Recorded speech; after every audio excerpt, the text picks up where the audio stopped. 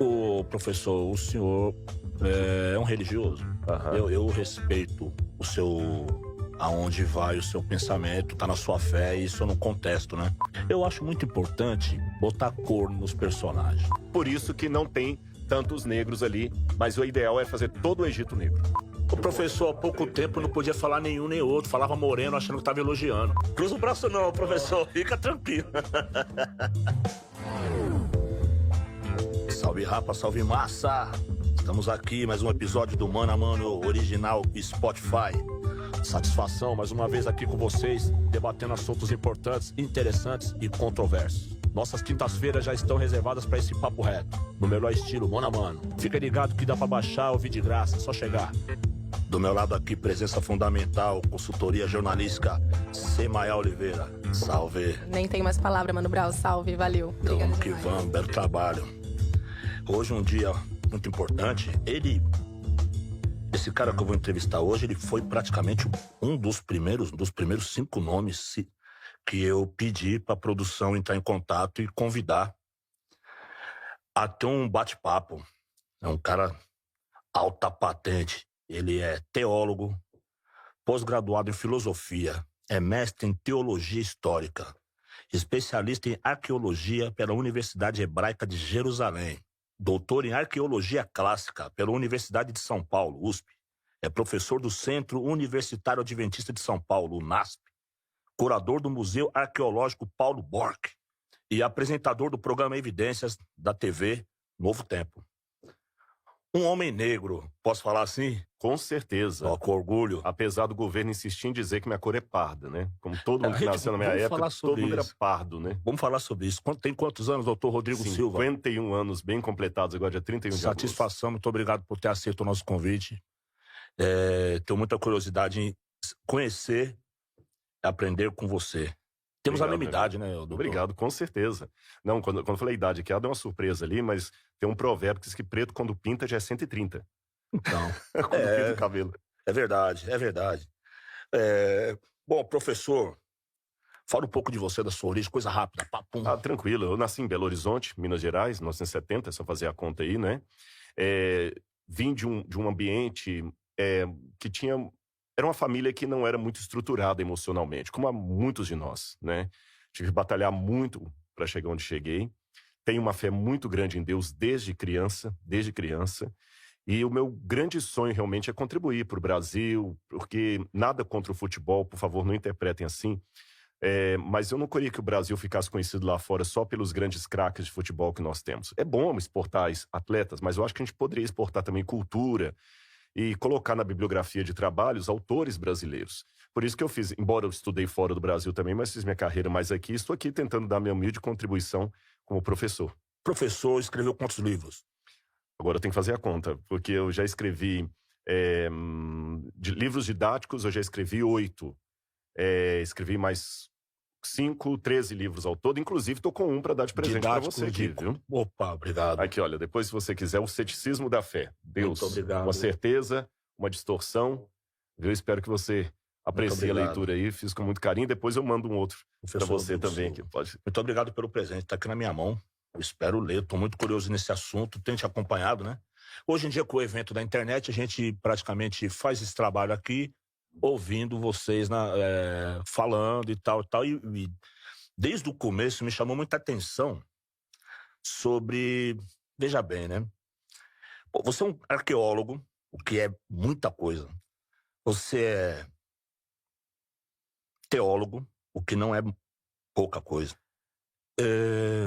Antropólogo também, não? Não, filosofia. Filosofia. Fiz filosofia também. A filosofia e a religião conflitam ou andam de mãos dadas? Não, andam de mãos dadas. Tanto é que até por volta ali do século XII, a filosofia era até chamada de ancila teológica, que em latim significa serva da teologia. Mas depois do iluminismo, do racionalismo ali no século XVI, é que houve essa ruptura entre razão e fé, entre ciência e religião, entre filosofia e teologia. Mas é uma ruptura que eu diria para você, assim, até estúpida, porque se você olhar os grandes pioneiros da ciência, eram todos homens de tremenda fé e teólogos. Você, por exemplo, pouca gente sabe, mas Sir Isaac Newton, o grande paladino da descoberta da gravidade, Isaac Newton deixou uns 4.000 páginas, umas 4.000 páginas de manuscritos. 70% disso era sobre teologia, inclusive um tratado onde ele faz um comentário sobre o livro de Daniel, da Bíblia, e o livro do Apocalipse.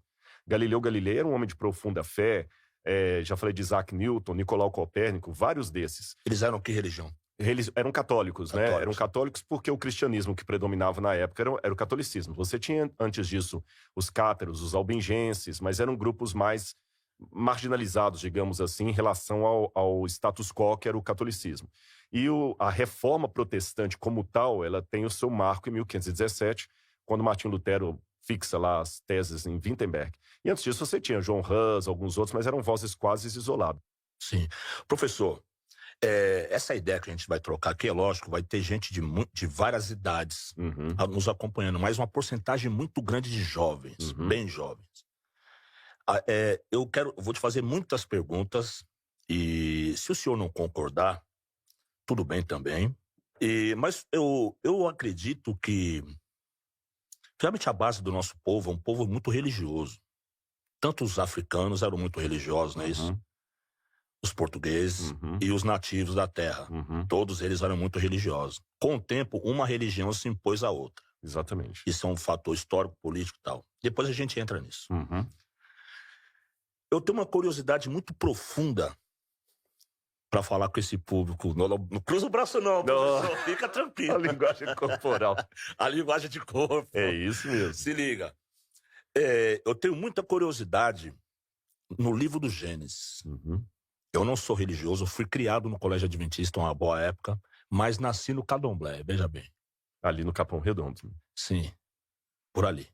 Né? E o colégio era no meio do Capão, praticamente no coração do Capão, na veia horta.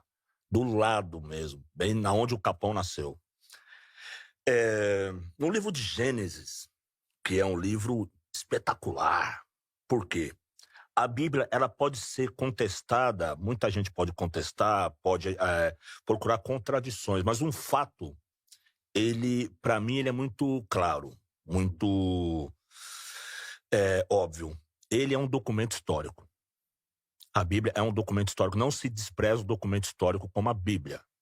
Você pode não seguir a doutrina do orador que está te explicando. Você pode não seguir exatamente a religião do personagem bíblico ali, não ser de uma religião abraâmica. Para as pessoas que não sabem. Me explica, por favor, para a gente o que é uma religião abraâmica. Pessoal, é o seguinte, o Abraão é uma figura histórica, a Bíblia o menciona, e Abraão, ele é o pai de dois principais grupos hoje no mundo, os judeus e os árabes. E os árabes depois, por causa de um outro sujeito chamado Maomé, no século VI depois de Cristo, fundaram o islamismo. Então o judaísmo e o islamismo adoram um único Deus. Os judeus chamam esse Deus de Hashem, que é o nome em hebraico, para não pronunciar o nome de Deus, e os árabes chamam de Alá. O cristianismo é filho do judaísmo, e nós também dizemos adorar apenas um único Deus. Adorar um único Deus nós chamamos de monoteísmo. Monoteísmo. Então, quando a gente fala religiões abraâmicas, estamos referindo a 3 religiões. O Islã e muçulmano é a mesma coisa, o judaísmo e o cristianismo com todos os seus vertentes. Aí o cristianismo você tem catolicismo, protestantismo, religiões espíritas, espiritualistas, que não é a mesma coisa, né? São todos ramos cristãos. São, em tese, religiões monoteístas. Mono, um. Theos, Deus, que adoram um único Deus. São as 3 únicas religiões monoteístas do mundo. Professor, é muito importante saber uma coisa. Em algum momento, a impressão que dá estudando teologia e toda coisa que envolve a humanidade, uma coisa que eu entendi é que não há uma etnia, uma nação no mundo que não acredite em Deus ou que não acredite numa força maior. Os europeus acreditam no homem branco, de barba longa, de olhos azuis. Os africanos acreditam numa entidade invisível, que eles nunca veem. Confere, tá certo isso? Com certeza. Os asiáticos também acreditam nessa força, eles também relatam o dilúvio. O dilúvio é relatado em todas as raças do mundo e com outros nomes. Confere? Exatamente. Isso mostra que houve um grande evento chamado dilúvio no planeta e que foi registrado por todas as religiões. E culturas também. Culturas. Isso confere.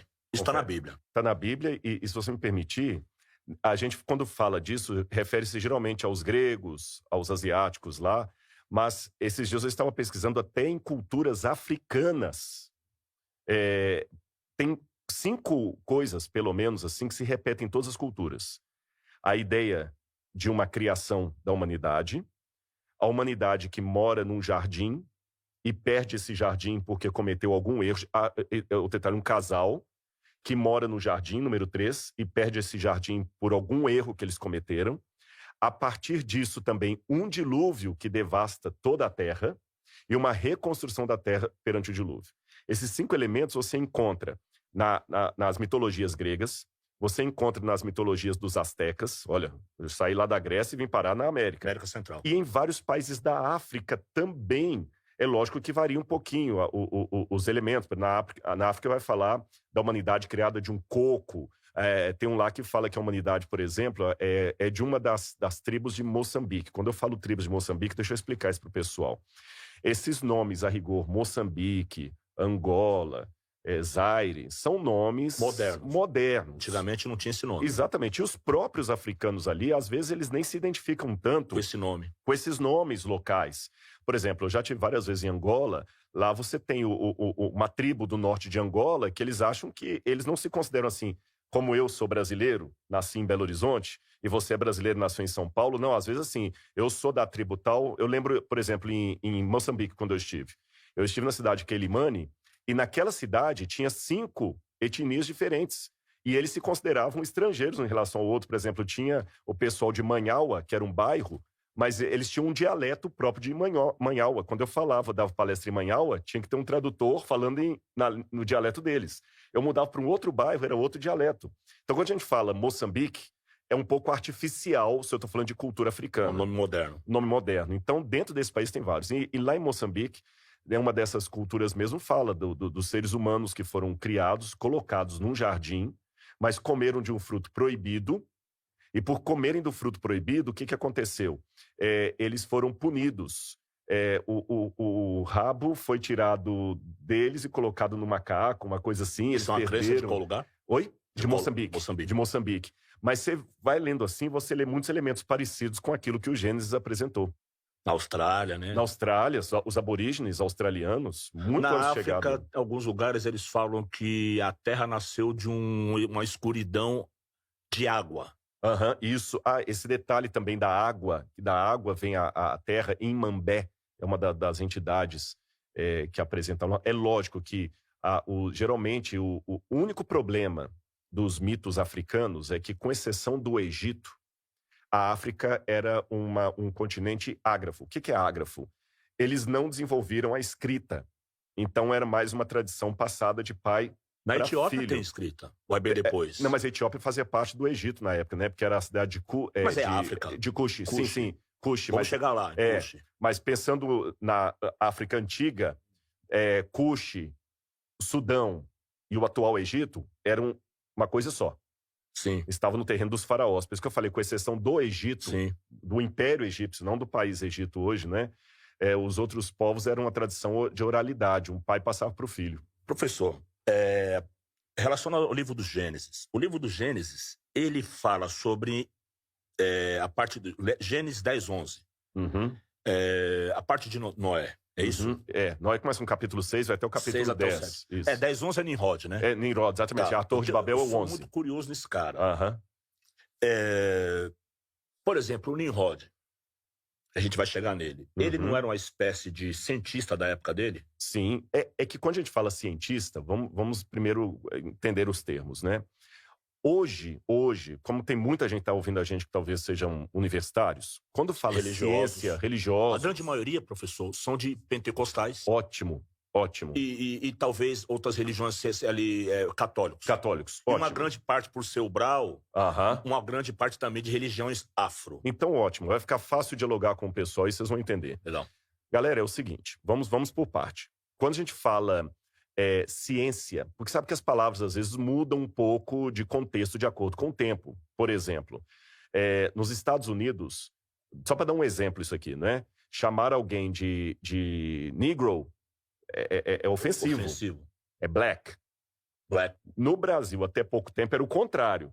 Chamar alguém de preto que era ofensivo, é menor negro. Hoje já tem gente que defende a outra pauta, que o correto é falar preto, né? Não podia falar nenhum nem outro, falava moreno achando que estava elogiando. Estava elogiando, né? Então as palavras mudam. O cara, acabou com a identidade. Exatamente. Então, assim como a palavra preto, negro vai mudando de acordo com o tempo, ciência também. Quando você fala hoje numa universidade de ciência, qualquer um vai ler e vai pensar que você está falando daquele movimento que começou no século XVI para cá, chamada de ciência moderna. Por quê? Porque do século XVI para trás, não havia uma coisa que foi Galileu Galilei que inaugurou: experimentalismo. O que é o experimentalismo? A ciência que havia antes de Galileu, ela entendia o seguinte, ela era muito intuitiva. Aí Galileu um dia fez uma experiência com os alunos dele. Ele subiu a Torre de Pisa. Ele primeiro em sala de aula falou o seguinte: gente, se eu pegar um tijolo, umas versões dizem que era um tijolo, outros falam que era uma bola de chumbo, tem um pouquinho de variação nisso aí. Tem gente que até duvida da historicidade desse fato, mas eu vou contá-lo assim mesmo. Ele chegou para os alunos e falou o seguinte: gente, se eu soltar um tijolo pela metade, um tijolo inteiro, qual vai cair primeiro? Todo mundo respondeu: é lógico que é o tijolo inteiro, que ele é mais pesado. Ele falou: não, vamos ver. Ele subiu na Torre de Pisa, com um tijolo pela metade e outro inteiro, soltou e os dois caíram no mesmo tempo. Aí ninguém entendeu. Aí ele deu a aula, ele falou o seguinte: olha, porque o tijolo por inteiro ganha no peso, mas o pela metade ganha em menos resistência do ar. E ele falou: viram como é importante não fazermos afirmações de ciência antes de experimentar? Aí que criou a ciência moderna. Antes disso, havia uma ciência, mas ela não era tão experimentalista. Esse é o conceito oficial. Mas, concordando com o que você falou, mas diz que toda a verdade vem depois do mas, né? No passado, havia ciência sim, ciência muito bem feita, por exemplo. No Egito, nós encontramos, no Egito e na Jordânia, crânios datados aí de pelo menos 1.800, 2.000 anos antes de Cristo, com buraco na cabeça, que os médicos chamam de trepanação. É quando você faz uma cirurgia, que você fura a cabeça do indivíduo, faz uma cirurgia cerebral, e os médicos, quando pegaram eu vi esses crânios, eu não estou contando coisa que me contaram, né? Eu vi os crânios. E fiz várias viagens para lá também. Fiz, e numa das viagens eu levei comigo num grupo um neurocirurgião. E eu mostrei para ele o crânio no museu. E ele me deu a seguinte explicação. Ele falou: Rodrigo, realmente esse sujeito aqui sobreviveu anos depois dessa cirurgia. Ele me explicou por quê. Quando você ganha uma pancada na cabeça e morre, o osso não calcifica mais, ele simplesmente endurece, fica o buraco ali. Para. Mas se você fica vivo, o organismo vai regenerando, o osso vai fechando aquele buraco. Vai ganhando camadas, tá? Vai fechando. Exatamente. E além disso, a gente tem papiros, como o papiro de Edwin Smith, que mostra que os egípcios, estou falando em 1800 a.C., faziam cirurgias cerebrais com sucesso. Então, nesse aspecto, eu posso sim concordar com você que Nimrod e outros eram cientistas dos tempos antigos. Vamos no Nimrod, que me interessa muito. Uma coisa que me interessa muito, professor, eu não queria falar isso assim declaradamente, agora é uma coisa que é isso. Os negros da Bíblia e da pré-história. Nesse ponto entra o Nimrod. Nimrod seria quase um Pelé. Com certeza. Que ele justamente era o da região de Cush. Ele foi um dos maiores homens da humanidade. Foi um dos maiores homens da humanidade. Foi. Por quê? Infelizmente, a gente não tem quase nada sobre ele fora da Bíblia. O problema do Nimrod é que o que nós temos dele na Bíblia se resume a 2 versículos do Gênesis ali, e você tem algumas lendas medievais que foram criadas. Há um abismo, você está entendendo?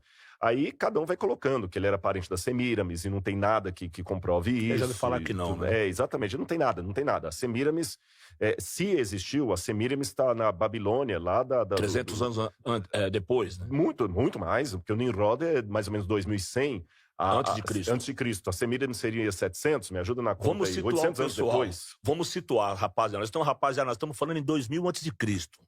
4.000 anos do nosso época de Abraão, época de Abraão. Abraão está um pouco depois. Abraão seria mais ou menos 1800, Nimrod 2100. Abraão sai da Suméria. Da Suméria, isso mesmo. Vai para o Levante. Ok. Vamos falar do Gênesis, de novo. Noé teve 3 filhos, certo? A arca parou, a arca, teve o grande dilúvio, ele soltou um corvo, era um corvo ou uma pomba? Os 2, cada um numa época diferente. Né? Então tá, aí, Noé, joga âncora, a chuva parou. Vamos. Aí, qual lugar do mundo que A parou? Bíblia fala que foi no Monte do Ararat. É na Turquia, na Na Armênia? Turquia. Na verdade, o Ararat, que ali fala, no hebraico diz montanha de Ur-Ratu. Ur-Ratu é mais do que uma montanha, porque a gente imagina, quando eu era criança, e você também, tinha que é a Arca do Zé Colmeia, que era um desenho que mostrava a arca, e às vezes até Da minha geração, lembro. esses desenhos bíblicos também mostravam uma arca com um pico assim, uma montanha com um pico e a arca lá em cima, né? Sim, parado em bicada. Mas a Bíblia fala nas montanhas de Ur-Ratu, na região, então a cordilheira. E hoje você tem uma cordilheira enorme que pega a Turquia, a Armênia e um pedaço da antiga União Soviética. Então é enorme, é como se eu pegasse o Himalaia ou qualquer coisa assim. E ali que a Arca de Noé repousou. Os cientistas falam o que a respeito disso? Os cientistas dizem o seguinte, é curioso, quando você falou o seguinte, os cientistas dizem que em alguns lugares do mundo não houve inundação. Na verdade, a geologia clássica admite que houve uma época em que a Terra esteve completamente coberta de água. A única diferença da descrição bíblica para a descrição científica, as duas únicas diferenças, é que a descrição bíblica coloca a coisa como um evento de um castigo de Deus, em primeiro lugar, e em segundo lugar, que aconteceu há menos tempo, há milhares de anos atrás. Enquanto que a ciência clássica vai ignorar Deus no processo, em primeiro lugar, e em segundo vai colocar que isso aconteceu durante milhões e milhões de anos depois da era glacial. Professor, eu posso até achar que a Arca de Noé, eu não vou entrar no debate, seria uma coisa alegórica, utópica, a partir do ponto de vista do hebreu, ele construiu a história, a pré-história dele, a história contemporânea e o futuro tal, certo? Só que eu andei estudando também e eu percebo que em vários pontos a religião, a ciência e a antropologia falam a mesma língua. Com certeza. E ali fecha, não tem como você escapar. Por exemplo, a divisão das raças pelo planeta, que é uma coisa que me interessa muito. Povo negro, porque uma coisa que nosso movimento e tal, a gente quer saber o protagonismo da raça negra na Bíblia, porque a Bíblia é um instrumento importantíssimo para o brasileiro. Entendeu? E o Brasil é um país composto por 3 grandes etnias, vai. É o índio, o português, o europeu e o africano. Que o português também é miscigenado, certo? Com ele certeza. Não é puro. Não. Então, se tem o branco brasileiro, ele tem que saber que ele não é branco que nem ele pensa. Que o português, ele tem um pouco de celta, muito do árabe, e tem de vários povos. Com certeza. E o próprio árabe já é mudado também. Já é mudado, porque ele já é mestiçado também. Com certeza. Bom, Noé tinha 3 filhos, Cã, Sem e Jafé. Sem deu origem, mais ou menos, aos asiáticos. Onde eles foram morar? Começaram ali na região do Iraque, que na época não chamava Iraque, Suméria. Que é a Suméria, né? Uma parte ficou ali, outra parte começou a migrar, descer para as áreas ali de Canaã, que é onde hoje é Israel, certo. Tá bom? Descendentes de Sem. Sem. Por serem descendentes de Sem, eles são chamados de semitas, ok? O segundo filho de Noé, os descendentes dele migraram mais para a África, Cam. Por isso, os africanos são chamados de camitas. Camitas ou ramitas, né? O ramitas. Porque em hebraico é Ram. Bem cultural. E a gente coloca como sendo Cam, né? Os Jafé deu descendência aos jafetitas, que provavelmente ficaram na região indo-europeia, que é onde é a Índia e pegando a Europa, Rússia, migraram Rússia e migraram para ali, tá bom? São esses 3. São os brancos. São os brancos. Certo. Mas aí o que acontece? Mas isso não ficou assim, direitinho separado, igual torcida do Flamengo e do Botafogo, cada um no seu canto, não. O próprio Canaã, né, que era descendente dos camitas, acabou indo para a região de Canaã e dominou tanto ali que a região teve o próprio nome dele. Por exemplo, professor, quando o Canaã resolve invadir lá, ele resolve tomar a força, né? Ele vai com o exército dele, não vai? Ele toma a força ou toma na ideia, no sapo? Tinha de tudo. Eu vou explicar. Porque não era herança dele. Não era herança dele. Vamos começar assim. Em primeiro lugar, só para o pessoal entender, quando ele fala o Cão foi os camitas, os semitas e tudo mais, entenda assim. Quando eu e Mano Brown estamos falando aqui semitas, essa é uma palavra muito ampla. É como se eu falasse assim, latino-americano. Latino-americano tem o peruano, chileno, argentino, brasileiro, tudo é latino-americano. Tem pessoas completamente diferentes com esse nome. Exatamente. Então, eu sou um brasileiro latino-americano. Tá certo? Agora, o semita, você tem ali o pessoal de Ugarit, era semita. O pessoal elamita era semita. O pessoal babilônico era semita. Abraão era semita e, portanto, os hebreus também eram semitas. Como desses aí, a raça que hoje... A raça não, desculpa, a etnia que mais predomina são os descendentes de Abraão, todo esse racismo provocado contra os judeus é normalmente chamado de antissemitismo. Por isso que vem a palavra antissemitismo. Professor, por exemplo, Sumérios foi a civilização mais avançada da humanidade? Foi a mais avançada? Pode ser considerada? Foi. Nessa época foi porque eles inventaram coisas extraordinárias. Não se tem, por exemplo... Não de todas as épocas, né? Daquela época. Mas parece que eles foram os mais influentes na humanidade, né? Foram. Eles criaram o quê? Eu vou colocar a lista aqui. Foi eles, relógio? Muita coisa. A hora. Então, vamos começar a fazer aí, ó. A hora foram os semitas que criaram. Os Sumérios. Os sumérios que inventaram. O número. A roda. Calendário. A roda, gente, foi uma invenção extraordinária. Que agora você colocava a roda no carro e conseguia contração animal. Foi na Suméria. Inventaram a agricultura. Aí o ser humano deixou de ser caçador-coletor. Passou a ser sedentário. Certo. Criaram a escrita. Sim. Criaram a argila. Quando eu digo argila, panela, tudo. Mudou até os hábitos de alimento. Eles marcavam no barro, né? No barro. Por isso que é chamado cuneiforme, né? Que você faz as cunhazinhas na argila. Inventaram, você falou, a astronomia, a astrologia, que para eles era uma coisa só. Sim, na época, exatamente, os primeiros governos e tudo mais. Mas quase pau a pau ali com eles, vieram os egípcios. Que bem distante, eu estou falando aí de pelo menos uns 2.000 e tantos quilômetros distante aqui, no norte da África ali, os egípcios também sentaram, e aí já é um mistério como é que chegaram, mas parece que os primeiros egípcios ali, que até interessante, Kemet, que era um nome para egípcio antigo, é terra preta. Ou terra de Cã. Kemet é terra preta, porque a gente pensa terra de Cã. Ou terra dos pretos. Pode ser terra dos pretos. Terra dos pretos. Aí eles falam terra de Cã. O de Cã tem uma questão aí que o pessoal fica um pouco, se a etimologia é a mesma. Kemet. Exatamente, porque Kemet é em egípcio, hieroglífico. E Ram, ou Cam, o Ram, já é em hebraico. É que o egípcio é uma língua camita. E hebraico é uma língua semita. É outro tronco. Por exemplo, Suméria. Não acharam o tronco linguístico do povo sumério. Não encontraram. Não acharam. Você está corretíssimo. É isso. Exatamente, que não era semita. Mas eles se descreviam como cabeças pretas. Exatamente, tem isso também. É verdade. Isso quer dizer que... É verdade. Tem isso em alguns manuscritos. Se eles se autodenominam cabeças pretas, eles são pretos. Exatamente. Alguns presumem que havia pessoas ali de... Eu não gosto da expressão de cor, porque todo mundo é de cor. Não, mas preto mesmo. Eles se descreviam como cabeças pretas. Exatamente. Muito inteligentes, filósofos, cientistas, não eram de guerra, né? Não eram de guerra. Não eram um povo de guerra. Quando eles foram invadidos, perderam rápido. Pelos elamitas. Sim. Pelos elamitas, você está corretíssimo. Eles eram cientistas, cientistas, pode chamar. Tem influência do Nimrod nisso, não? Pode ser, porque ele era genial. Aí que vem a questão que ele construiu, provavelmente, a Torre de Babel, que é em várias cidades. Ele fundou 8 cidades. Exatamente. Erech, Eridu. Está no Gênesis. Está no Gênesis. Ali tem o nome das cidades Erech é o nome que a gente dá na Bíblia. Tá um pouquinho diferente a escrita do nome da cidade. Daqui a pouquinho eu lembro. Na planície chamada planície de Shinar. Que essa planície de Shinar é onde hoje seria a Babilônia. Suméria. E isso a arqueologia comprova, que as primeiras cidades... exatamente, agora eu vou pegar o Gênesis, vou botar do lado e vou olhar para a arqueologia. O que é que eu...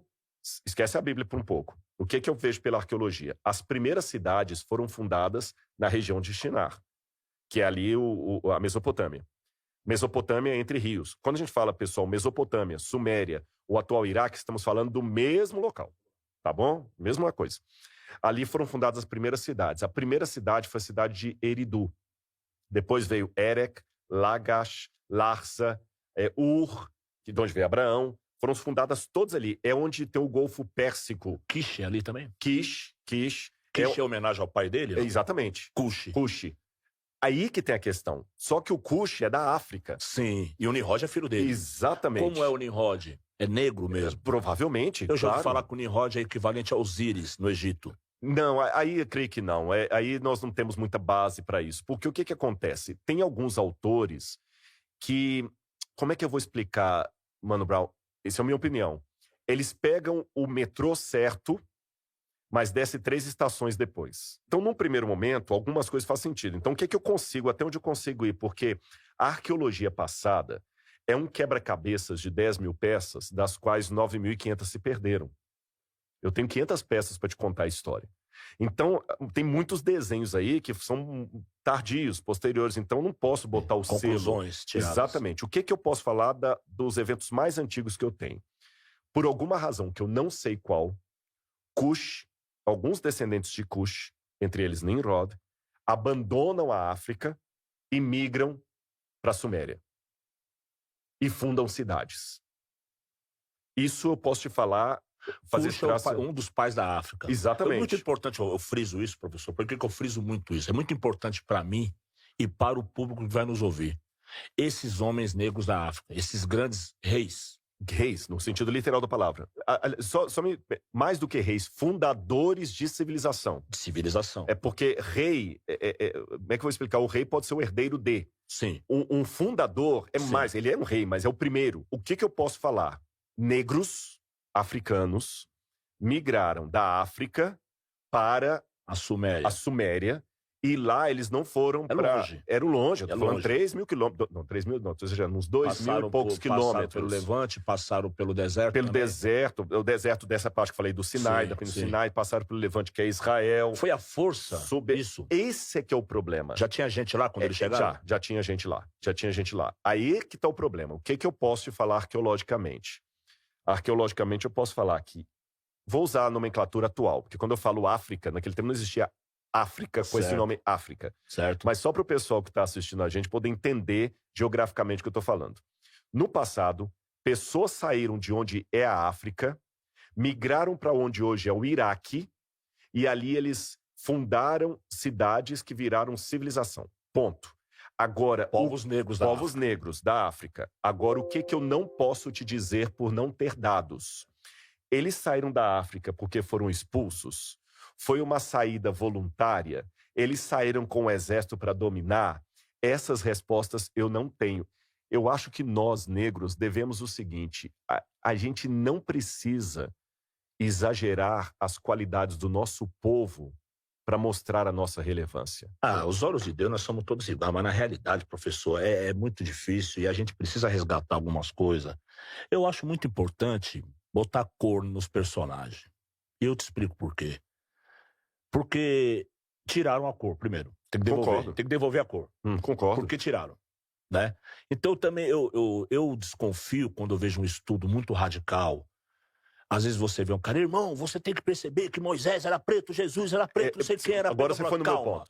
Então, eu entendo isso. Eu entendo que certos radicalismos realmente atrasa um lado. E a grande possibilidade desses caras serem todos mistiçados. Não, mas Moisés, eu falei, Jesus. A esposa dele, a gente acabou numa coisa. Ela era negra. Sim, hoje, a mulher de Moisés. A Moisés, Zípora era negra. Zípora. Tanto é que, olha que interessante, eu já tenho Deus condenando o racismo lá atrás. A atitude de Miriam. Exatamente, a Miriam foi racista. O que Deus fez? Era Miriam racismo ou era... Eu tenho a impressão que em alguns momentos da Bíblia não é a cor da pele que conta, e sim a religião que ele exerce. Eu acredito que não, por 2 razões. Em primeiro lugar, o conceito de religião, naquela época, não estava tão claro para nós hoje, que você fala o seguinte: eu sou do candomblé, eu sou batista, eu sou presbiteriano, eu sou pentecostal. Por exemplo, os semitas. Eles tinham aquela coisa do Deus único, do monoteísmo. E os povos não brancos, a grande parte deles, da África, a grande parte, porque não são todos, eles seguiam talvez até por influência do tal do Nimrod, que eles entendiam que existia esse Deus, né? O maior, o mais velho, o onipotente, onipresente, mas não cultuavam diretamente. Mas isso não é só os africanos, não. Se você me permite, só uma discordância. Sim, os brancos também, a Dinamarca porque, e tal. Não, mas mesmo Noé. Não, falei bobagem. O Abraão. Abraão. Você falou, os semitas adoravam Deus único. Não. Sabe por quê? Não. Vamos pegar os sumérios, que não eram semitas. Os sumérios, cai o Império Sumério, e aí vem os elamitas, que trazem os caldeus. Esses eram semitas. E eles eram tão politeístas quanto os da África. Tanto é que Deus tira Abraão de lá e fala: Abraão, eu vou te levar para uma terra, porque aqui você não pode ficar. Você entendeu? Então eles também tinham o problema. E no caso de Zípora, eu acredito que não seria uma questão religiosa, não, porque o pai de Zípora era sacerdote de Midian e era sacerdote também, cultuava o Deus Altíssimo. Deixa eu falar um pouquinho das estátuas, porque como a gente não tem muita inscrição, vamos analisar a estátua. Vamos pegar o seguinte: mesmo negro, você falou corretamente. Negro não é uma etnia única.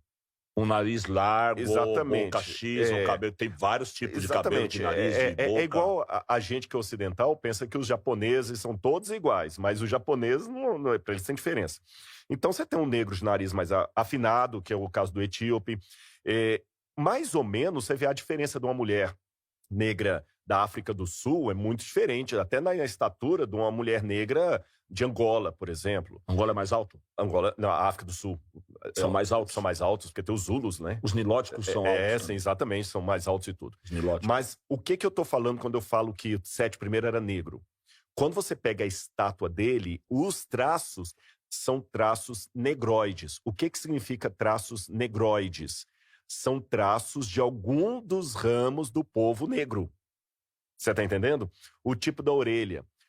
Não quero entrar naquela polêmica que quebraram as estátuas por racismo, mas amassando o rosto da esfinge, o olho amassando o rosto e o tipo dos lábios da esfinge é de um faraó negro. Sim. Provavelmente o Kelps, se a esfinge for o rosto de Kelps, era negro. Eu também tenho que ser honesto em dizer que, com o tempo, o Egito também teve faraós brancos. Sim, o Ramsés era ruivo. Os Ptolomaicos, não é isso? Os Ptolomaidas já são lá na época dos egípcios, depois, né, da Cleópatra. Certo. Mas o Ramsés, 1270 a.C., a múmia do Ramsés, o cabelo dele era ruivo. Era ruivo. Lembra as estátuas que eu falei? Então, você tem muito forte esses povos negros. Quando eu vejo alguns povos também lá da Suméria, você tem alguma coisa negra. Então, parece que já teve ali alguma mistura.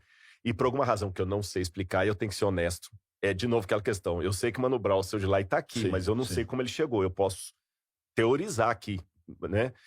Agora, o que acontece? Alguns negros saíram da África. A partir de que momento a pele deles foi se tornando tão negra também, eu tenho que considerar isso. Porque, a princípio... Já não nasceu negra? Nasceu negra, mas o ancestral, ele não era necessariamente negro. O cão não era necessariamente negro. Não? Como assim? Como não? Pegando a Bíblia, a primeira mãe de todos, ela não era negra. Ela não era... Ela era... Lembra Adamá, cor da terra? Eu já vi muitos estudos dizendo que a primeira Eva é africana. Pois aí... A primeira e a segunda. Aí que tá. São aqueles estudos evolucionistas que vão falar que o ser humano migrou da África Austral, a Lucy, e foi migrando até... Mas, para mim, olha bem como é que eles colocam. Eles migraram, mas eles evoluíram mesmo quando chegaram no norte. Você já vê o tom racista disso aí. Eu vou ser um pouco Michel Foucault na leitura desses... Eu quero fazer uma mostra, porque o Michel Foucault, um dos trabalhos que ele fez, foi começar a mostrar como na literatura havia...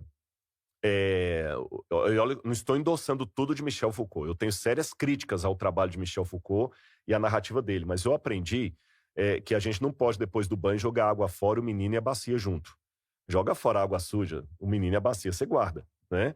Então, o Michel Foucault, em que pesa as minhas discordâncias, ele teve um papel interessante que ele começou a perceber. E quem é negro deveria perceber esse insight do Michel Foucault. Ele começou a notar, por exemplo, nas literaturas, estruturas racistas, que é o chamado racismo estrutural. Por exemplo, um exemplo rápido aqui. Você pega lá a história fugiu agora o nome, aquele que tinha que ele cai lá, o Robinson Crusoe. Que a gente fala Robinson Crusoe em português. Que tinha um negro, que ele chamava de Sexta-feira, e ele falou que o negro era seu escravo dele.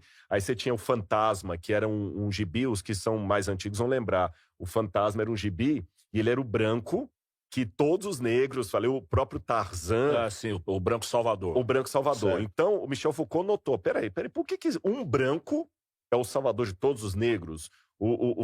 Então, existe um racismo estrutural. É o mesmo processo que põe um Jesus de olhos verdes, cabelo Exatamente, é o louro. Jesus europeu, né? Então, existe uma estrutura também racista nesses discursos da chamada história da evolução humana. Você está entendendo? Que eu sou tremendamente contra isso. A Bíblia dá a entender que Adão e Eva eram avermelhados. E aí existem os fenômenos que a biologia chama de genotipo e fenotipo. O que é genotipo? É quando o DNA vai modificando, o que ficou lá na Sibéria tem a pele mais branca por causa da neve, e ele pega absorvendo... vitamina D, exatamente. Coisas, tá? O que está na África tem a pele mais escura para sobreviver ao sol, aquela coisa toda. O índio já ficou com a pele mais avermelhada. O oriental ficou com o olho mais repuxado e tudo mais, que Deus, de uma maneira maravilhosa, fala o seguinte, olha, já que você está aqui, eu vou adaptar o seu corpo para sobreviver aqui. Você para sobreviver aqui. Então, a única diferença entre nós é que o local onde os nossos ancestrais ficaram, Deus adaptou para que eles pudessem sobreviver e nos gerar. Só isso. Agora, quando o primeiro ancestral, ele era o quê? Japonês? O japonês agora vai ficar didático o que eu vou dizer. O japonês, de carinha meio abolachada, olho repuxado e pele amarela, ele é filho do mesmo ancestral de Kunta Kinte. Você está entendendo? Agora, qual que era a cor desse ancestral de Kunta Kinte? Eu não preciso colocar que esse o ancestral de todos tem que ser negro. Você não acredita nisso? Que o ancestral da humanidade é negro, que veio da África? Não. Como eu acredito no relato bíblico, eu acredito que o ancestral veio do Jardim do Éden. Você entendeu? Que Deus criou ali no Jardim do Éden. E do Jardim do Éden, eles saíram para uma terra que não é a que eu tenho atualmente, porque o dilúvio modificou toda a paisagem. E sobreviveu dessa primeira leva aí apenas Noé, os 3 filhos dele, com as respectivas esposas. E somos descendentes dos filhos de Noé. Aí sim, os descendentes de Noé vão migrando, e os descendentes deles vão se adaptando geneticamente e vão dando origem ao japonês, ao coreano, ao índio, ao africano. Africano não, aos vários grupos africanos, os vários grupos asiáticos e tudo mais. Porque quando fala africano, eu quero tirar um pouquinho aquele senso comum errado, que a África é uma coisa só. É uma coisa só, você entendeu? A África não, a África é um mosaico de cultura. Se o mundo fosse só a África, a gente já tinha muita coisa para estudar. Não precisa nem dos outros continentes. Se o mundo fosse só a África, gente, nossa... E o mais interessante, estudos de DNA sendo feitos agora, isso aqui até me arrepia. E eu vou pedir o pessoal em casa, dá uma gulgada aí na internet e comece a estudar assim, genoma humano ancestrais. Você vai ver que coisa interessante. Eles pegaram, por exemplo... É interessante que eles pegavam, por exemplo, um alemão bem brancão e um negro daquele assim... Bem escuro. Muito mais do que nós Milótico. E pegaram amostras de DNA e mostraram ancestral comum dos dois. Eu vi esse estudo aí. Você tá entendendo? Eu vi esse estudo. Então, gente, no DNA não existe isso, sabe? Todos nós somos frutos de um mesmo Criador. Então, o professor, o senhor é um religioso. Uhum. Eu respeito o seu... aonde vai o seu pensamento, tá na sua fé, e isso eu não contesto, né? Eu cruzo informações, né? E eu já vi... tem uma parte que já fala isso aqui, ó. Que o africano, ou o homem negro, não veio da África, veio da Arábia. Para a África. Exatamente, tem essa ideia também. Que pegaram traços de migração. Que ele teria vindo, o homem negro teria vindo do Iêmen para a África, e não ao contrário. Exatamente. Que tem aquele relato daquela rachadura que existe entre a África e a fenda, Arábia. A fenda Vale das Lágrimas. Exatamente. A fenda Ciro, não sei o que, africana, que inclusive é essa fenda que forma o Mar Morto. Sim. Ali, como é que chama? Vale das Lágrimas? Portal das Lágrimas? Tem um nome assim, eu vou Ele lembrar. fala que teve um grande terremoto ali exatamente, e morreram teve muitas pessoas ali. Exatamente. Do lado árabe, colocaram esse nome. Portal Mandeb, Espera um pouquinho que o Google vai funcionar daqui a pouco. Se não funcionar aqui, funciona ali. Eu tô olhando no computador bem na minha frente. Tem uma lenda árabe que diz que ali houve verdade. uma grande rachadura e Se a gente morreram não lembrar, muitas ela vai pessoas puxar ali. E a Arábia e a África eram juntos e o homem teria vindo da Arábia para a África. Uhum. Eu conversando com um amigo meu, que é de religião afro, depois que eu comecei a estudar, eu fui fazer meu exame de DNA e apareceu cuxítico. Olha que interessante. No meu exame. Na parte, acredito, da minha mãe. Né? Meu pai era branco, minha mãe negra. Aí eu falei, cuxítico, o que é isso, né? Até então você não sabia dessa? Não. Só para lembrar o pessoal em casa, gente, Cuxi seria aproximadamente onde hoje é a Etiópia. Sim. Que na Bíblia escreve C-U-X-E. Aí eu comecei a procurar informações a respeito disso. E eu comecei a falar com meus amigos e tal e tal. Tem um amigo meu, que ele tem amigos nigerianos e tal, ali. É um cara que ele gosta muito do tema. Ele é igual eu, um curioso. Que é o Brechó, meu amigo, tá em Nova York. Forte abraço, ô Brechó. Ele me manda uns conteúdos, eu mando pra ele. Rincon também, a gente interage muito. Essas coisas sobre o homem negro no planeta, que é uma coisa que nos interessa muito. Trazer informações reais para dentro do nosso universo. No Brasil se conta coisas sobre o negro muito assim, aleatórios. Não tá bem sistematizado. A partir da escravidão. É verdade. E a escravidão é um evento muito moderno. Concordo. Perto da história do negro no planeta. E por que eu estou insistindo nesses personagens, filho de Noé? Porque a Bíblia é um livro respeitadíssimo, inclusive pelo povo negro, muito. Hoje a população negra, em grande maioria, ela é cristã. Sim. Aliás, o cristianismo tem crescido mais na África, na parte sul do hemisfério sul, do que na Europa. E pentecostal. Então, o que acontece? É muito necessário, já que o hebreu contou a história dele, e a história da humanidade a partir do olhar dele, que o negro, ou o afro-brasileiro, o afro do mundo, saiba a pré-história dele antes da escravidão. Porque tudo que a gente tem aqui é a partir da escravidão. O negro que não se rebela, o negro que não luta, o negro que não cria, que não sabe escrever. Não, na Etiópia, a primeira Bíblia traduzida foi na Etiópia. É verdade ou não é? É verdade. E pode falar até mais uma coisa, se você quiser? Eu gostei de uma expressão. Aliás, eu ia até falar isso, e a gente acabou entrando em outro assunto aqui. Eu quero pedir licença para repetir uma expressão que você usou aí. E vou plagiar não, que eu estou dando a fonte, né? Você usou uma expressão aí mais ou menos assim, Mano Brown. Você falou o seguinte: eu acho importante dar cor aos personagens. Por quê? A gente tem uma visão muito de cinema. E na visão de cinema não é só o Jesus que é lourinho de olho azul. Você tá captando? Sempre é o branco como protagonista. E eu posso falar uma coisa, eu posso revelar a vocês aqui, que eu não tô quebrando contrato com isso. Opa, é isso que eu ia perguntar agora. Eu sou consultor da novela Gênesis. E os personagens do Gênesis não tem nenhum afro. Tem. Quem? Tem. E eu vou te mostrar. Qual? Vou te mostrar. E vou te falar a dificuldade dos bastidores. Eu vi Nimrod branco. Foi. Cuxi também tava branco. E vou falar uma das dificuldades que a novela passou. Parece que Cuxi morre a facada na novela. Morre a facada. Mas na novela é a primeira parte ali, né? Mas na novela é branco. Olha o que aconteceu. Uma das coisas lá, porque como eu sou consultor, a gente conversa muito. E fazer uma novela de época, gente, não é fácil. Em primeiro lugar, porque, assim, tem um negócio chamado licença poética, que você tem que criar, porque senão fica muito artificial. Certo. Você entendeu? Se eu colocar uma cena, assim, um beijo de um homem com a mulher, fica um negócio muito estranho. Mas naquela época nem sempre era assim, tudo mais e tal. Aí, quando foi fazer o Egito primeira fase, a primeira ideia da gente foi o seguinte: um Egito negro. Porque eu falei do Sete. Certo. E tanto é que o faraó, ele é negro. Tá. O faraó é o Ramiro, certo. André Ramiro, que fez André Ramiro que fez o Bop. O Bop, amicíssimo. Um beijo no coração dele se ele ouvir isso aqui. Cara, grande gente ator. Boa demais. Grande ator, músico também, é rapper também. Exatamente. Certo. E ele fez vários. Ele fez... gente, agora ele vai ficar chateado, porque eu esqueci o nome do... Não, mas foi citado, já foi citado. Foi citado. Pra não dar spoiler também, no filme lá do Bop, ele faz um personagem, mas ele fez outros filmes também, sim, tudo. Sim. O André, isso que eu posso falar, não tem problema não, né? Não. O André Ramiro fez o faraó. Sim. O faraó era negro, pode olhar. Agora, sabem qual foi a grande dificuldade da Casa Blanca? Pasmem. Encontrar um grande número de atores negros para fazer todo o elenco negro daquela parte. Acredito. Ou seja, gente, eu estou revelando isso aqui para vocês, porque eu sei que se fosse... Porque há uma série de questões de bastidores que as pessoas não assistem, e eu posso falar isso aqui sem quebra de contrato, não estou tendo nenhum problema com a Casa Blanca ou a Record.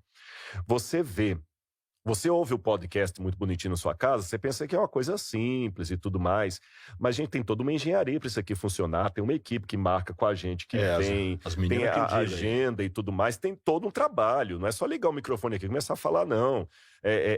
A mesma coisa, e uma novela mais ainda, porque aqui vocês só estão ouvindo.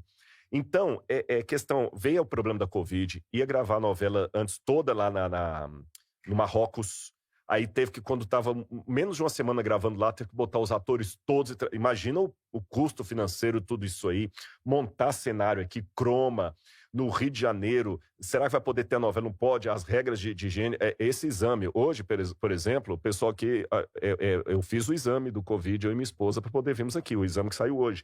Na Record, toda vez que eu entrava lá, tinha que enfiar o bendito cotonete no nariz lá, aquela coisa toda. Imagina o custo de tudo isso e o medo de chegar uma lei e falar o seguinte, não vai poder continuar rodando a novela. Então era tudo uma coisa muito rápida. E na hora de montar o elenco, porque o pessoal trabalha com books de agências. Certo. E você, lógico, tem aqueles mais famosos. Eu imagino que você, como cantor, você tem uma banda que te acompanha e tudo mais, e às vezes se faltar um cara que toca um instrumento lá, são buscar outro, mas já tem aqueles mais os vocalistas e tudo.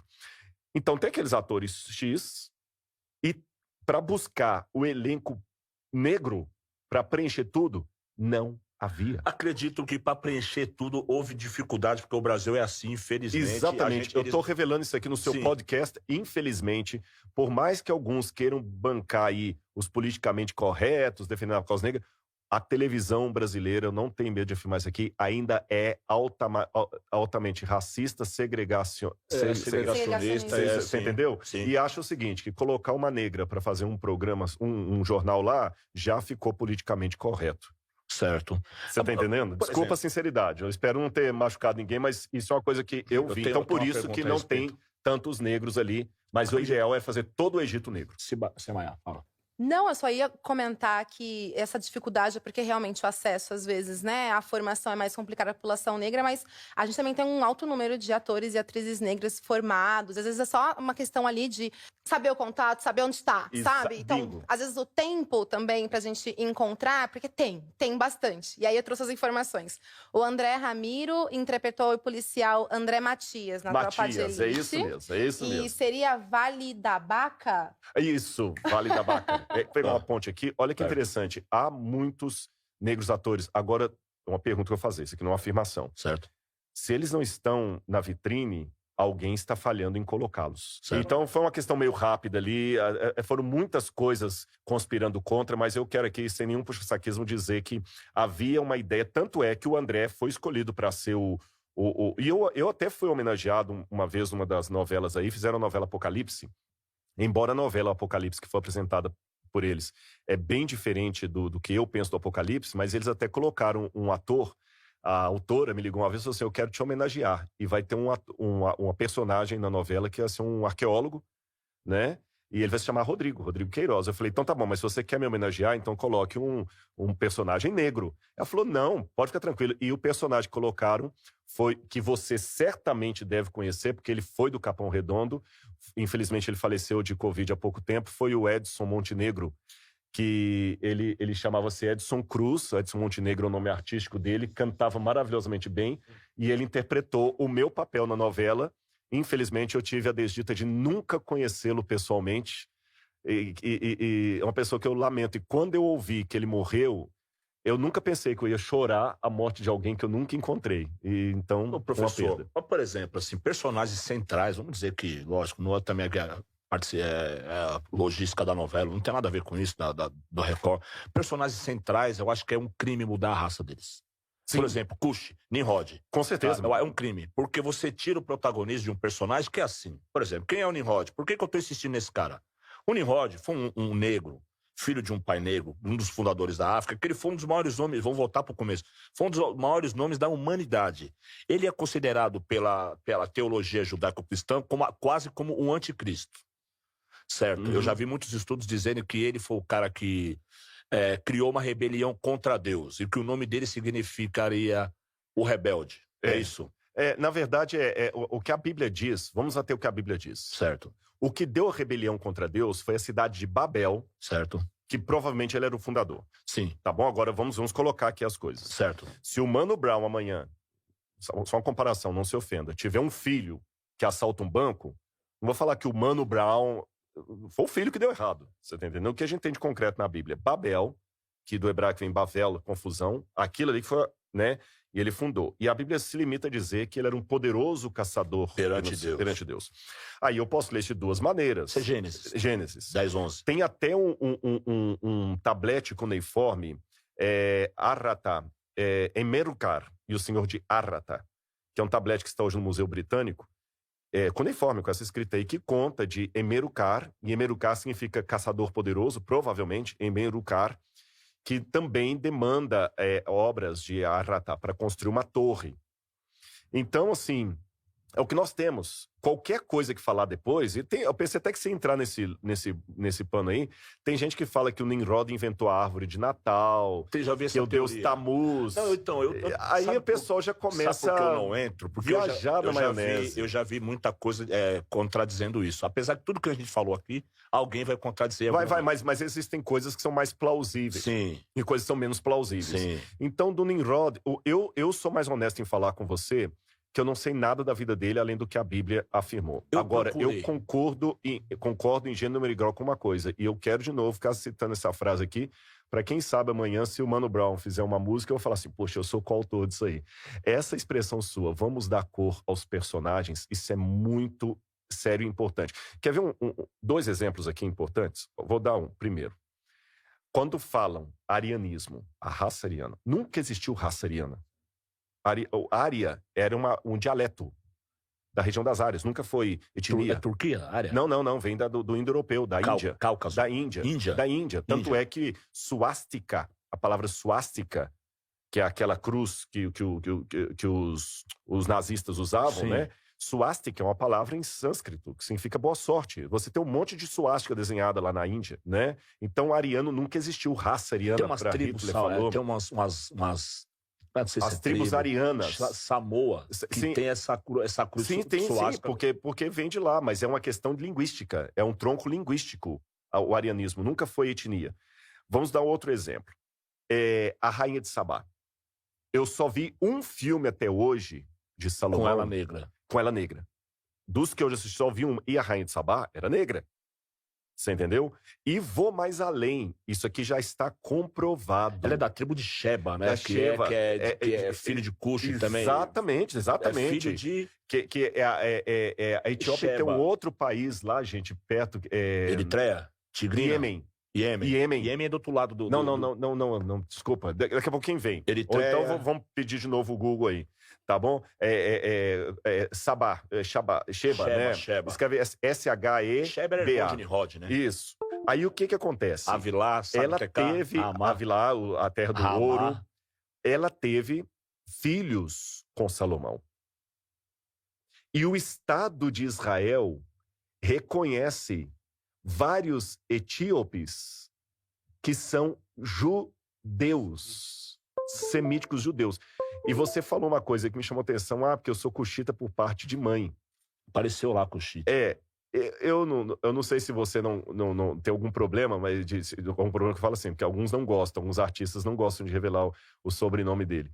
Mas Mano Brown é um nome artístico. Não, meu nome tá por aí, é Soares. Meu nome é bem brasileirinho. É brasileiro, mas qual que é o seu sobrenome? Sobrenome Soares Pereira. Pronto. Judaico-cristão, judaico. Exatamente, eu também sou Pereira. Então, você é Pereira? Já matou a charada. Provavelmente, você, além de ascendência africana, tem judaico também. Porque eu ia falar isso lá atrás.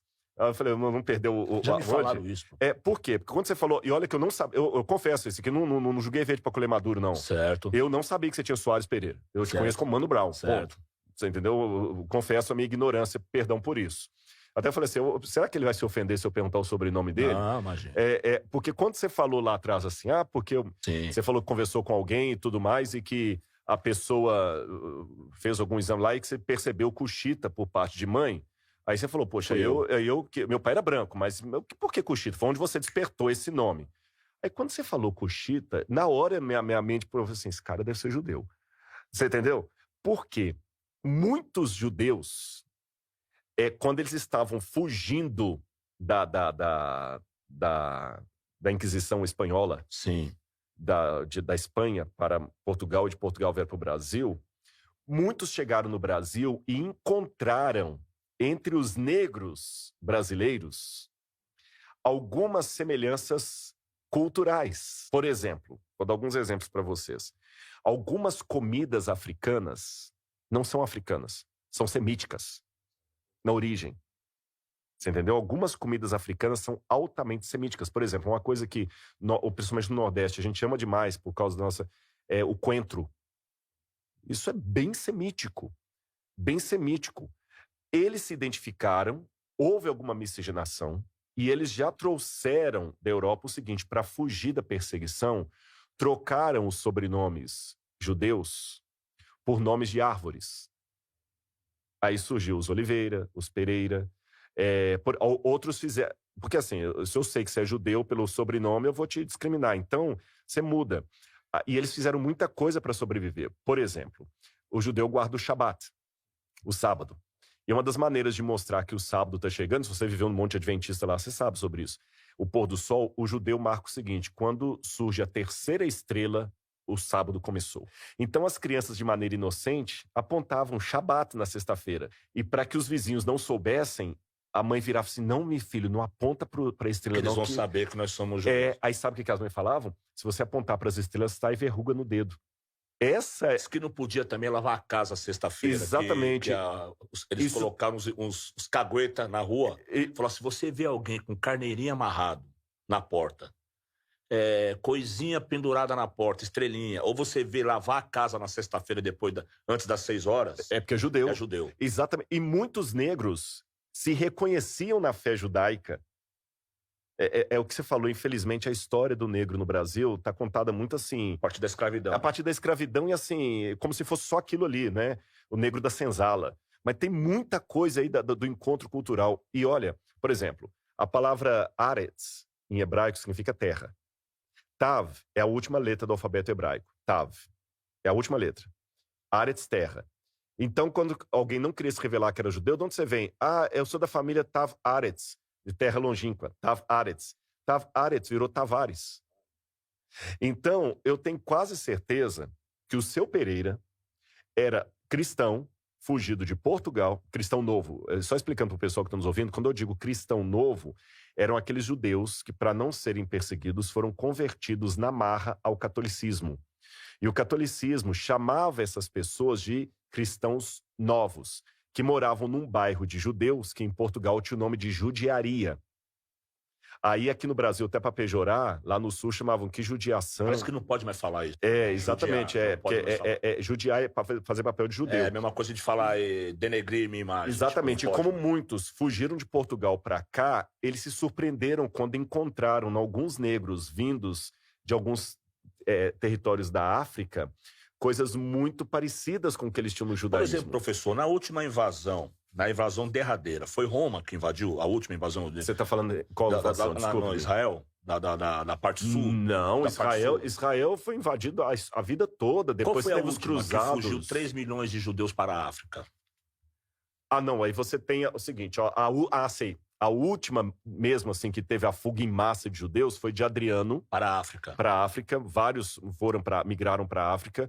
Adriano... E não voltaram mais. Não voltaram. O que aconteceu com esses judeus? Eles chamam de as tribos perdidas. Tem um grupo também que migrou antes disso. Isso quer dizer muita coisa. Não foi só essa vez, tem uma outra antes dessa. Você tem 722 antes de Cristo. Olha bem, falando bem atrás. 2.800 anos quase no passado. Quando a Assíria atacou o norte de Israel, devastou o norte. E aí que a gente fala as 10 tribos perdidas de Israel. Eu não vou falar que as 10 foram para a África, mas um contingente significativo. Me perdoe eu não poder te precisar se foi 10%, 20%, 50%. Eu posso falar com os dados que eu tenho, que são esparsos. Um contingente significativo foi para a região da África, assentaram lá, você entendeu? E a gente tem hoje como fazer esses traços. Não é uma coisa, eu confesso, Mano Brown, que eu me especializei. Eu precisaria estudar mais essas fontes. Eu estou apenas acenando para o pessoal que está nos ouvindo que existem indícios fortes. Então, por que me chamou a atenção essa questão dos etíopes? Foi quando eu fui pela primeira vez para estudar em Israel. E quando eu cheguei lá, eu vi um monte de pessoas negras no exército. Muitas, no exército de Israel. E os camaradas lá, de quipazinho na cabeça. Quipá, para quem não sabe, é aquele chapeuzinho que o judeu usa. E negros lá e tudo e tal. Aí um dia eu perguntei, escuta, eu pensei que judeu era tudo branco. Porque a ideia que a gente tem do judeu é o judeu... Daqui da Higienópolis, aqui, do Pacaembu. Exatamente, que é descendente do judeu europeu. Que não é... pelo o sefaradite, tem vários tipos de judeu. O sefaradite é o judeu da Espanha. Essa tese é cabulosa. É exatamente. O judeu sefaradite tem os Askenaz. Askenaz, que é descendente de Askenazi. Exatamente, que é europeu, tudo e não tal. É Abraão, não é descendente de Abraão. Não são também. São também descendentes de Abraão. Sim, todos eles. Ainda bem que tem uma autoridade aqui na minha frente que pode falar disso, porque é muito perigoso encostar na religião dos outros. Não, mas não é questão de... Mas no momento que a gente está vivendo. Mas não é questão de encostar na religião, é questão de dar cor aos personagens, é retratar a verdade. Por exemplo, a minha fé em Jesus não ficou abalada quando eu descobri que ele não tinha olho azul e carinha branca. Pelo contrário, aumentou mais ainda quando eu encontrei com Jesus histórico. Então, só a pérola que eu vi aqui, acreditando que os judeus são descendentes de Abraão, como os árabes, e vou mais além, levando em consideração que os árabes também não têm uma cor só. Eles são de várias cores. Exatamente. Você vê os mouros, por exemplo, né? São várias coisas, são todos árabes. E já são descendentes de Ismael. De Ismael. Ismael é filho de uma egípcia. E com Abraão. Essa egípcia seria uma mulher negra? Sim, provavelmente, com certeza, porque ela era egípcia. Você entendeu? Ou negra no sentido mais escuro, ou pelo menos da nossa cor aqui. Eu já li que ela era somali. Você entendeu? Pode ser. A gente não tem assim, essa referência, mas o somali é mais ou menos a nossa cor. Tem muitos tons na Somália tem muitos também, tons, né? É igual a gente tem muitos tons o fato é que ela era negra. Sim. Ponto. É porque quando eu falo negro também, eu tenho que classificar que tem uma paleta de negros. De etnias, né? De etnias negras, né? Tem uma paleta de negros. Ela era negra, ponto. Agora, qual das paletas eu não sei. E com ela, Abraão teve o filho Ismael. E existe uma promessa para Ismael. E os descendentes de Ismael, por várias questões também, foram se multiplicando nos matizes. A mesma coisa aconteceu com os descendentes de Isaac, que são os judeus. Você tem o judeu europeu, que é mais branco, você tem o judeu etíope, que é mais negro. E Deus fez uma promessa para Abraão. A promessa que está no Gênesis, já que você abriu o nosso diálogo do Gênesis, me permita citar o Gênesis. Deus prometeu para Abraão uma coisa que até me arrepiou falar. E o pessoal não está vindo em casa, mas eu estou arrepiado mesmo, ó. Confere. Em ti, Abraão, serão benditos todos os povos do mundo. E o que Deus está falando lá na frente?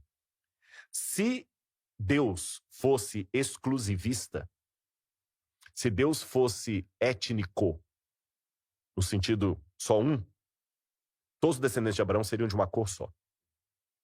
Deus pegou um camarada que tinha uma cor específica e deu para ele descendentes multicoloridos. Mas isso tem explicação, por exemplo. Percebeu a beleza? Sim, que cor que eram as mulheres de Canaã? Por exemplo, Isaac. Não. A explicação científica, tudo bem. Jacó. Eu tô colocando mais um outro detalhe. Certo. Eu estou pegando Eu entendi. O teológico. Eu entendi. É uma promessa que ele fez. Deus usou, porque eu falei, o milagre Deus usando coisa. Mesmo que os filhos foram casando, tudo bem. Então Abraão vai ter um filho com uma negra, mas ali foi os matizes. E desses matizes, vários povos, várias etnias, vários países foram representados, e todo mundo vai no Abraão, e até o Capão Redondo e Belo Horizonte. Por exemplo, eu vi um rabino, uma autoridade religiosa judaica. Um ouvinte entrou no ar e falou com ele assim. Aqui no Brasil, isso? É no Brasil. Que cor que é fulano? É semita, hebreu. É negro, é africano? Não é. Ele deu uma explicação que você deu. Ele tem uma cor X assim, meio avermelhado, cabelo crespo, lã, né? Que eles falam cabelo de lã, né? Aham. Que aquele cabelo de lã é o nosso cabelo, desculpa. É, o Quando anelado. fala cabelo de lã, é o nosso. Anelado. É o nosso. Não tem pra onde correr, Uhum. não é isso? Isso. Porque o caucasiano, o europeu, ele tem o cabelo liso, Uhum. não é lã. Exatamente. Então ele fala lá, para onde foram os filhos de Jacó? Foi para Canaã.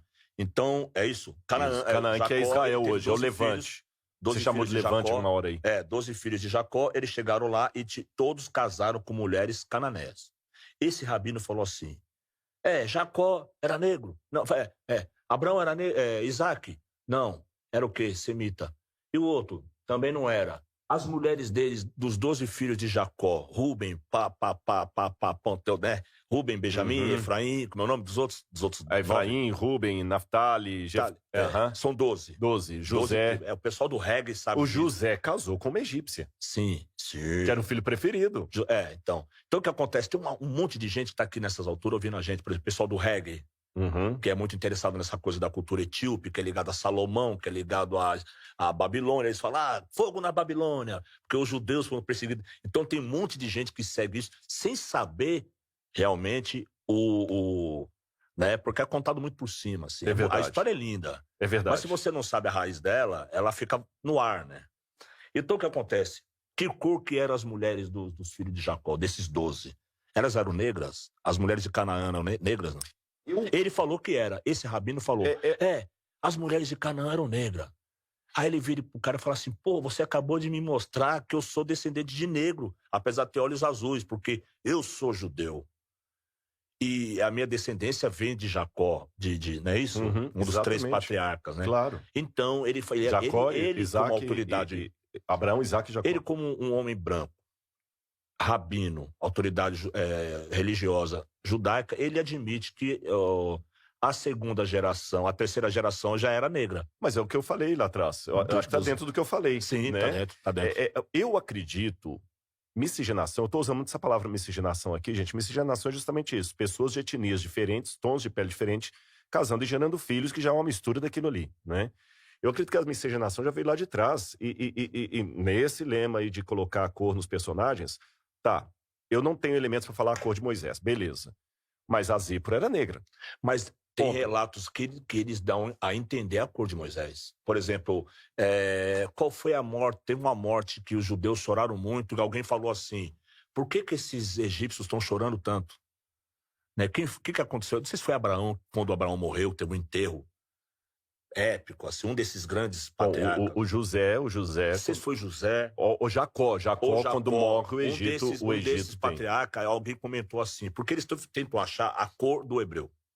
Descobrindo a cor do hebreu, você automaticamente descobre de Jesus, de Moisés, de todos os personagens que estão na Bíblia. A dificuldade, é esse o ponto que eu tenho dificuldade. Vou te falar, por exemplo, porque se proceder a hipótese que eu estou levantando com você, que a miscigenação já aconteceu lá atrás, descobrir a cor do hebreu, salvaguardadas as devidas proporções, é tão esquisito como descobrir a cor do brasileiro. Do brasileiro, um povo de muitas etnias misturadas. Exatamente. Necessitaria ter um outro programa para falar com o senhor. Mas se der o convite, a gente vem com o maior prazer. Para mim foi uma honra.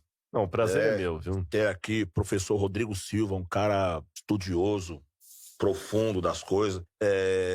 Teríamos muitos assuntos para abrir, para deschavar e chegar mais longe nesses questionamentos. Negro na Bíblia, mulher na Bíblia, todos os excluídos da Bíblia judaico-cristã, do hebreu. E, bom, quero agradecer. Eu que agradeço, Mano Brown, foi bom um prazer. demais. Há pessoas que, quando você lê o livro deles e conhece o personagem, o autor, você tem uma decepção, né? Comigo é o contrário, viu? Eu admirei você aqui, pelo que eu conheci, um camarada simples, humilde. Parabéns por isso. Mais ou menos. Há controvérsias. Mas, eu gosto de uma corrente de ouro, eu gosto de um carro limpo. Não, mas isso não é questão de... Lavo o carro 2 vezes na semana, corto o cabelo 3 vezes. Mas, humildade, eu vou te falar, humildade não é a menina bonita dizer que é feia, nem o rapaz inteligente dizer que é burro. Você entendeu? Você tem que valorizar, Deus te deu o seu corpo. Então, se eu te der uma camisa chique, você não vai por humildade guardar na gaveta, você vai usar a camisa. E quando alguém fala, pô, cara, que camisa, foi o Rodrigo que me deu. Então, se Deus te permitiu chegar até aqui, continua fazendo isso e eu falo, já que você falou que eu sou um pastor, eu vou sair daqui com muita humildade e respeito, deixando para você, para toda a sua equipe, a minha bênção, em nome do Deus de Abraão, de Isaac e de Jacó. Valeu, professor. A energia foi boa. Muito obrigado, Ótimo, valeu, professor, um beijo muito no coração de todo mundo. Quero você de novo no programa. Pô, desculpa a pretensão, mas é muita coisa para falar Não, e passou obrigado. rápido. Valeu? Valeu, ó. Esse foi o Mano a Mano, um original Spotify. Direção criativa, Gana. Produção executiva, Eliane Dias, Gilvana Viana, Renata Hilário e Cairê Jorge. Produção, Bugnipe e Mugshot. Produtoras, Jaquete Paula e Tainá Vieira. Consultoria jornalística, Semaia Oliveira. Direção, Arthur Abrame. Fotografia, Jeff Delgado. Edição, Bruno Zibordi, Henrique Oliveira e Leandro Rodrigo. Música original, Chico Reginato e Maurício Herskovitz.